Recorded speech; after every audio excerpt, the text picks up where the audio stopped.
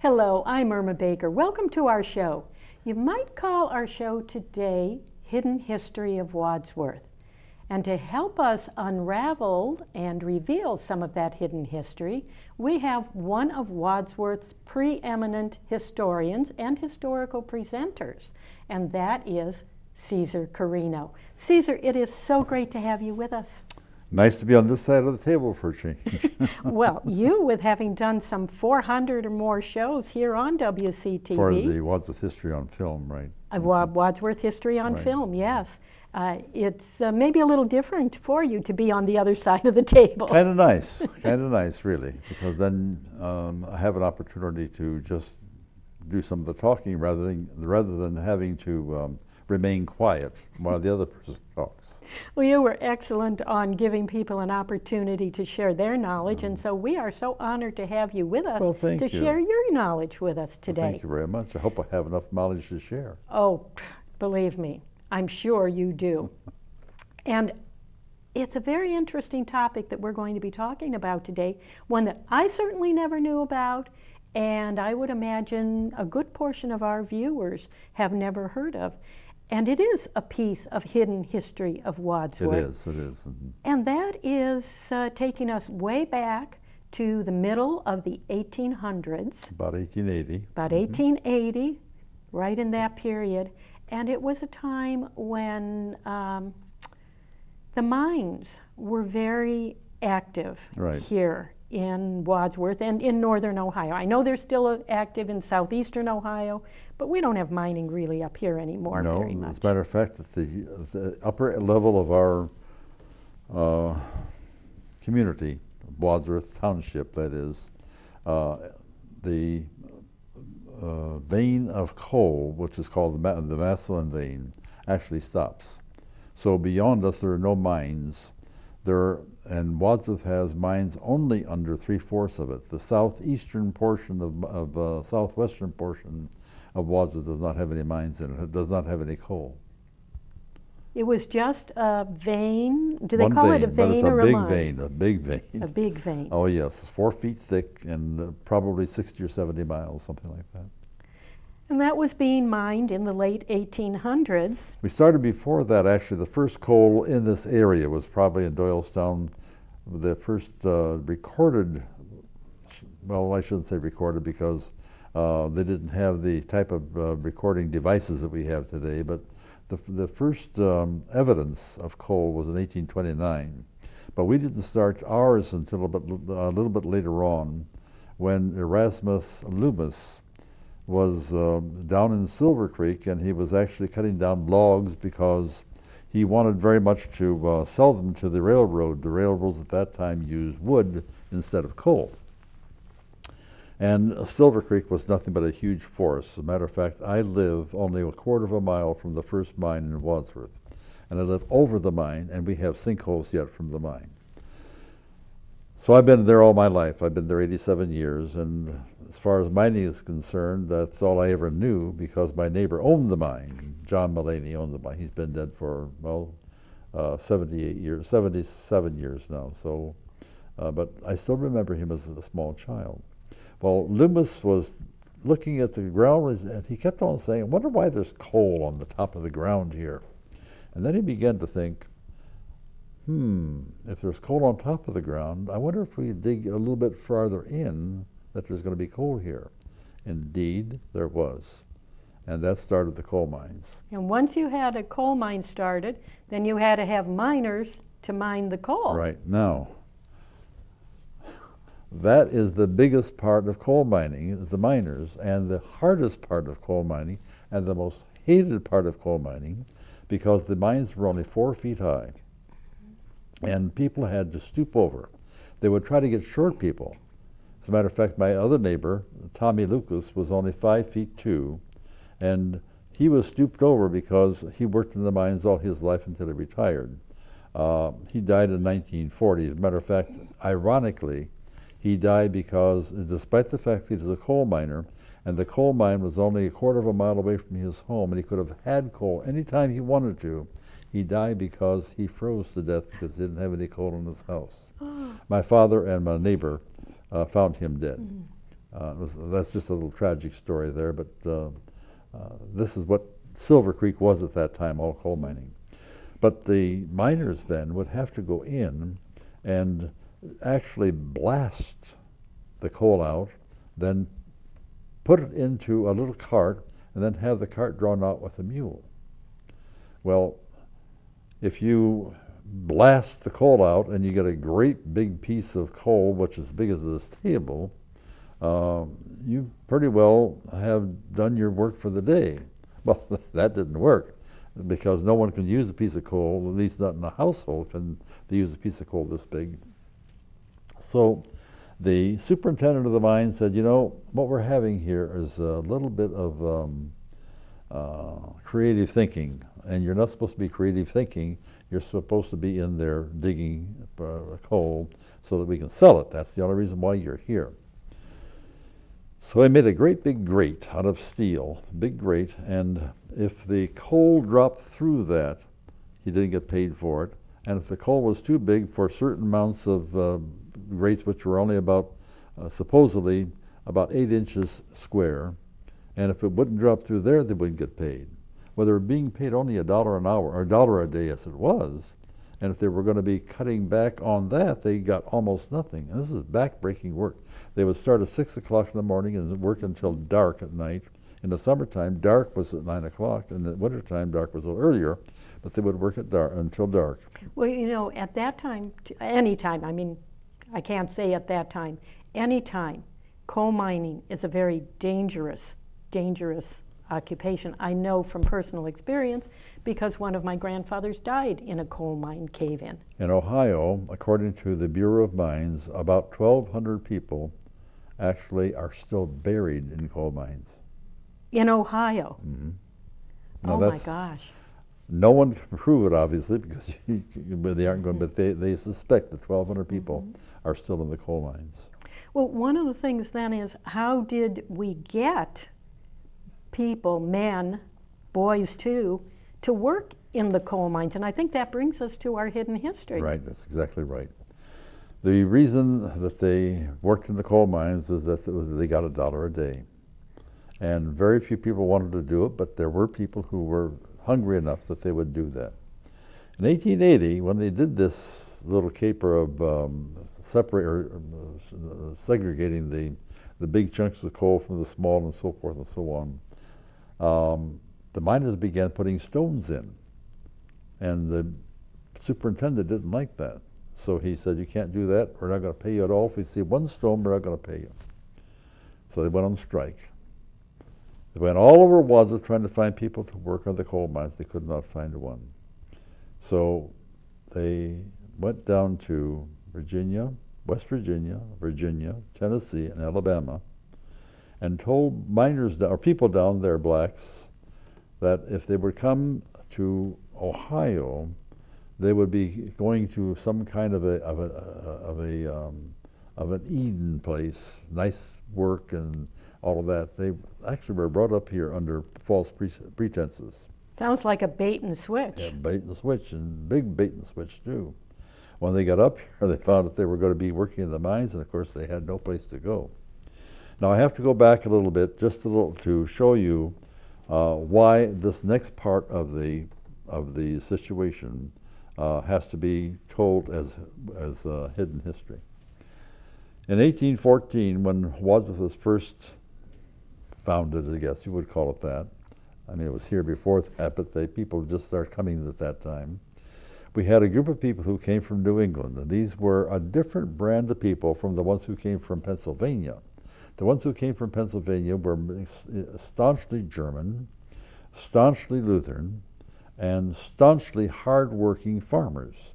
The ones from New England were English, and some of them were English gentry, and they were commerce people, people who had some intelligence, or some education, and people who had some professions. They got here. The two didn't mix too well. Not too mixed too well. Actually, it was good that they did the next thing, and that is that the ones who came from Pennsylvania settled in the southern part, southeastern part of Wadsworth originally, and the ones who came from New England Connecticut, and other places around there, settled where our square is right now, in that general area. But they didn't get along too well. The Pennsylvania Dutch who came in 14 years actually quadrupled the number of people who were in Wadsworth, and it was 4 times more than the ones who were from New England. And a little bit of friction there, a lot of friction as a matter of fact. If a person from New England married a person from the Pennsylvania Dutch clan, it was considered a mixed marriage. Really? They were that separatist? That's straight. Right. Now, 1880, going a few months back, we have a person of a different color. They had not seen anyone like that before. So when you have a person of a different color, the community of Wadsworth, at that time it was a village. The village of Wadsworth was up in arms. You are not going to bring those people into our community. So they built a stockade in Hammertown. Now Hammertown doesn't exist anymore. Actually, probably never existed except it was a name. Hammertown is northwest of Doylestown, southeast of Barberton, and southeast of Wadsworth. If you were put a cross mark at that point, that would be Hammertown. There's not a store there, there's not a house there, there's nothing. There was a house many, many years ago, but it was just a name. And they built a stockade out of the logs that came from Silver Creek, because they were free. They built a stockade and put 200 of them in there. Now, let me interrupt right here. When you say 200 of them, you're saying that 200, at that time they would have been called Negroes, right? They were called Negroes at that time, yes. They brought 200 Negroes from the South up to here, right, and then put them into a stockade? In the stockade, that is correct, yeah. Now, not all of them will be miners because some of them brought their families. Some of them did not bring their families, but some of them brought their families. And by coincidence, I happened to be a good friend of a person who came here when he was 10 years old, Clarence Watkins, and I'll be talking about him in a couple seconds. But during that period of time that they were here, the Wadsworth, quote, police department didn't exist. They had one constable who was part-time. And there was no way that he could protect these people from the riots of people who wanted to come from Wadsworth to get rid of them, to send them back to where they came from. So they brought 35 policemen in from Cleveland, and the 35 policemen came in, they threw their hats in the air, so there's no way that we can handle this. So they called the state militia, and the state militia came and actually guarded the stockade so that no one could enter it except with permission from the person who was in charge. Fortunately, fewer people of the miners were not mad at the miners who came in to take their jobs. They were mad at the superintendent of the mines. So as a result, the militia had to separate itself. This many went over here to take care of the miners, and this one protected the superintendent because they were going to lynch him. So that was horrible. Well, I want to go quickly to, if I may, so we don't run out of time, I want to go quickly, if I may, to how I learned much of this stuff. And that was from a very, very fine, affable gentleman whose name was Clarence Watkins. He was born in 1870, and I got to know him in 1945. So he was, what, 30 and 40, about 75 years old or so, when I got to know him. And he was retired. He had been a garbage man. When I say garbage man, he had his own wagon. He picked up garbage and then would take it down to the dump on State Street at that time. So Clarence Watkins would come to the store almost every single day, and I enjoyed talking with him. And he told me story after story after story. And if I had the time, which we don't in the half-hour program, I could relate some of these stories, but I need to say only at this point that the stories that he told me were terribly disconcerting because they were not the least bit helpful in terms of integration here in Wadsworth or anywhere else as far as that is concerned, but here in Wadsworth. I'm going to leave Clarence just for a few minutes here, and I'm going to go to some of the other kinds of people who, or what happened after that. Well, they've settled the strike, and what they wanted to do then after the strike was to keep these people here. Well, that ain't going to happen. So they all went back, except for 15 families who stayed here in Wadsworth. Well, before we get into them leaving, you have some pictures, don't you, of miners? Oh, I have a good picture of a miner here. This one is a picture of the... right in the mine itself. Yes, that's one of the miners. Now, you notice he's standing up in the mine, but he's not inside the mine.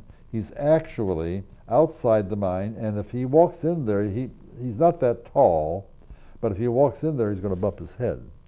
So they have to stoop over and to work in the mine because the mines were only 4 feet high, and there was nothing but coal, just solid coal.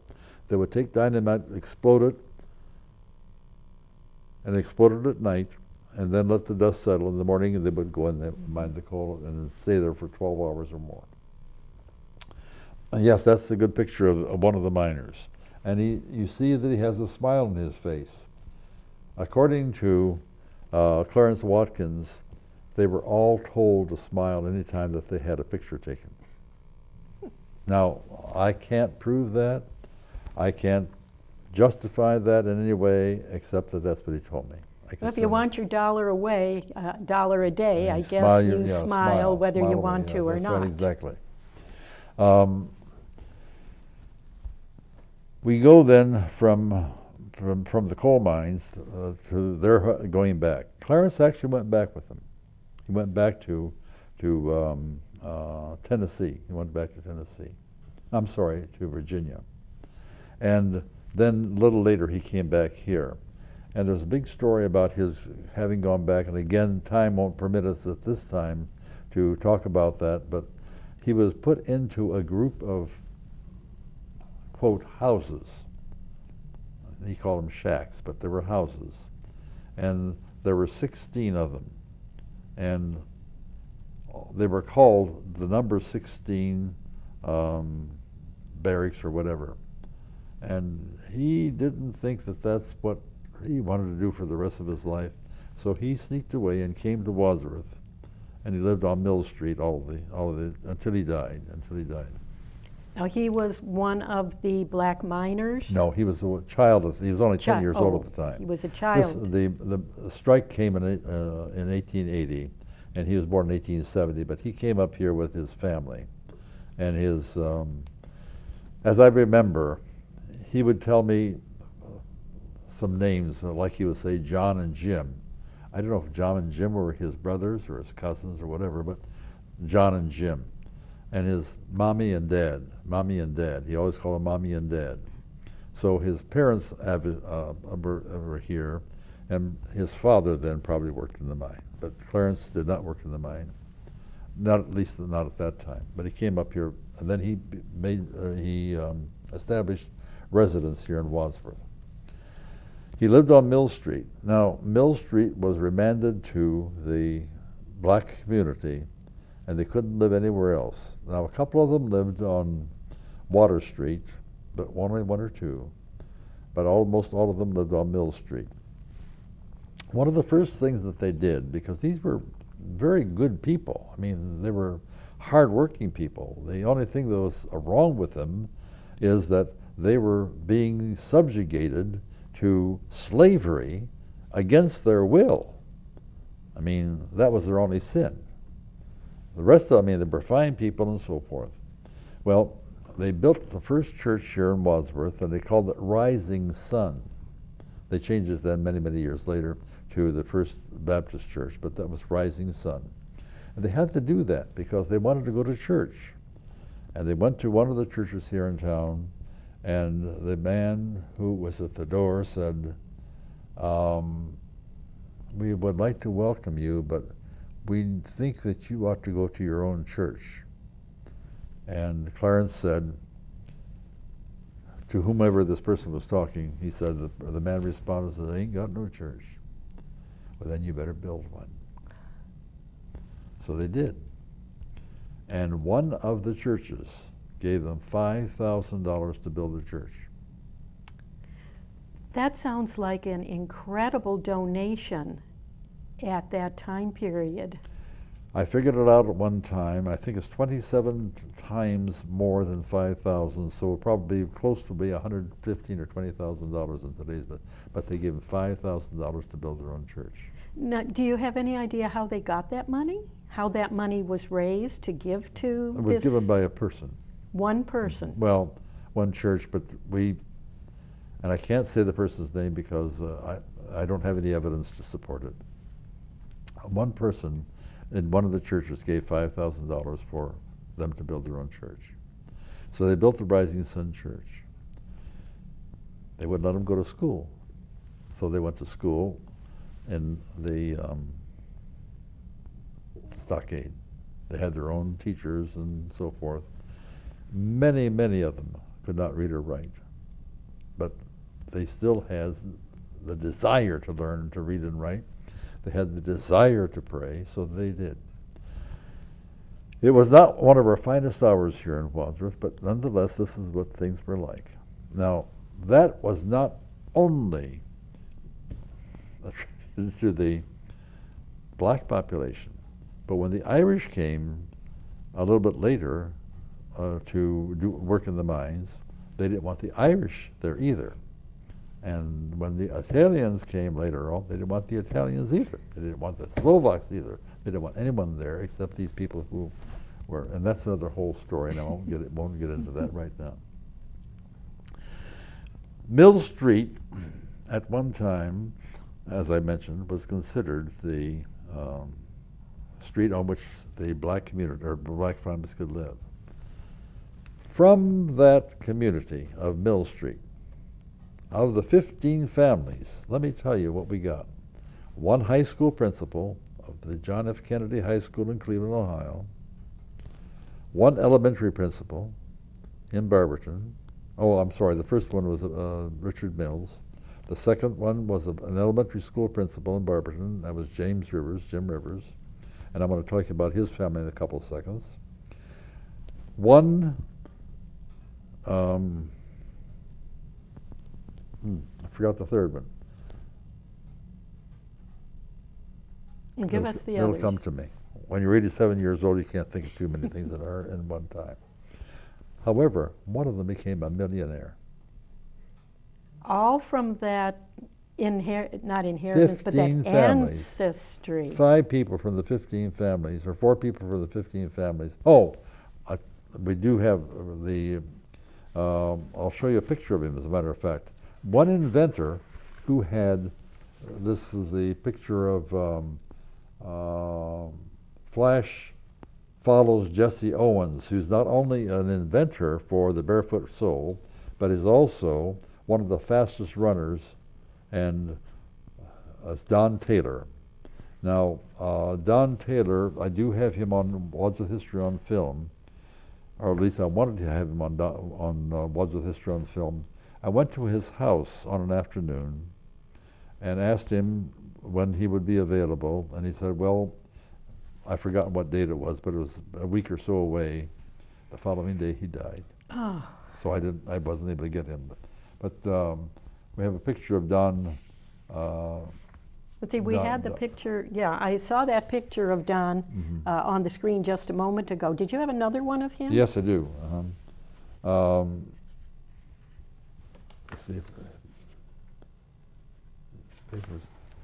The reason we don't have too many pictures is that it was a long, long time before the newspapers would print any kind of news about the African-American people. Is it this one up here? No, that one is a different one. Okay. This was... I know it's hard to get pictures. There was not much photography going on at Oh, that no, time, and no. certainly the photography was for... That's Don Taylor right there. Oh, this is Don Taylor, Yeah, that's okay. Don Taylor also. And this, What is he doing there? well, he is inventing something for the rubber industry. Now, this was taken probably in 75 to 80 years ago, maybe even longer.